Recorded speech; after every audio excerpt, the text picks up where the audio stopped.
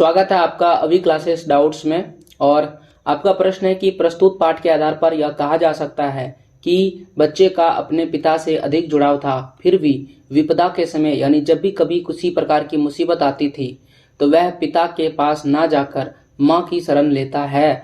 आपकी समझ से इसकी क्या वजह हो सकती है?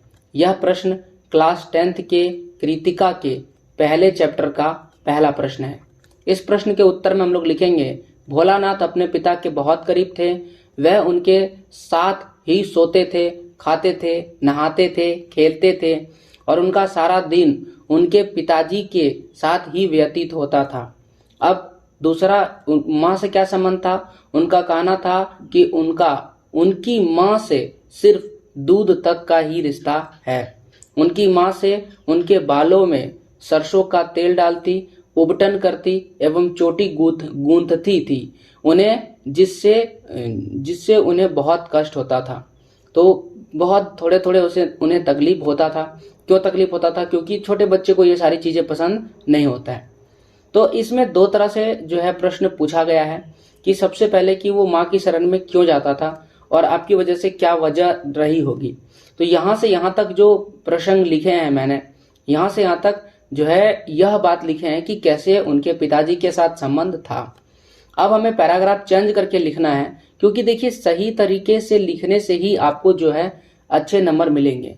तो पैराग्राफ चेंज करके अब हम लोग लिखेंगे कि सही ये वो पिताजी के पास ना जाकर के माँ के पास क्यों गया। और इसके लिए एक उदाहरण हम लोग लेंगे। और कौन सा उदाहरण लेंगे? ये वाला कि भोलानाथ ने जब सांप को देखा तो वह बहुत घबरा गए एवं गिरने के कारण लहूलुहान हो गए और दौड़कर सीधे अपनी माँ के पास चले गए।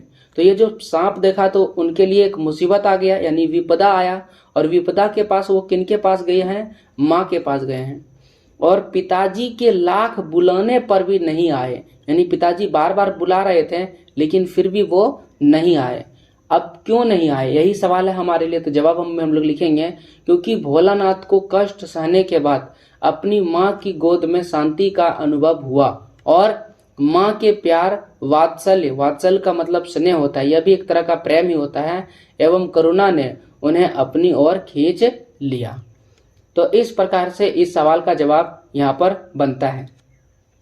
अब देखिए कई बार क्या होगा कि यह प्रश्न जो है आपको जो है 1 नंबर में पूछ देगा। मान लेते हैं कई बार आपसे 1 नंबर में पूछ देगा और आपको 1 नंबर में कम शब्द लिखने होते हैं, 1 या 2 नंबर में। तब अगर आपको कम शब्द लिखने के लिए बोलेगा, जैसे मान लेते हैं कि आपको बोलेगा 20 शब्द में ही जवाब दीजिए, या तो आपको बोलेगा 30 शब्द में ही क्या कीजिए, जवाब दीजिए, तब आप केवल ये वाला लिखना है, यहां से लेकर के यहां तक। ठीक है, तो मैंने आपको यह भी बता दिया। बट अगर आपको यही सवाल 3 नंबर में पूछेगा तब आपको पूरा लिखना है। 3 नंबर या 4 नंबर में पूछेगा, या तो 3 नंबर में पूछेगा या तो 4 नंबर में, तब आपको ये पूरा लिखना है। लेकिन अगर आपको 2 नंबर में पूछेगा या तो 1 नंबर में पूछेगा यही सवाल, तो आपको कहां से कहां तक लिखना है, यहां से लेकर के यहां तक। उम्मीद है आपको ये पूरा समझ में आ गया होगा और ऐसे और वीडियोस के लिए चैनल को सब्सक्राइब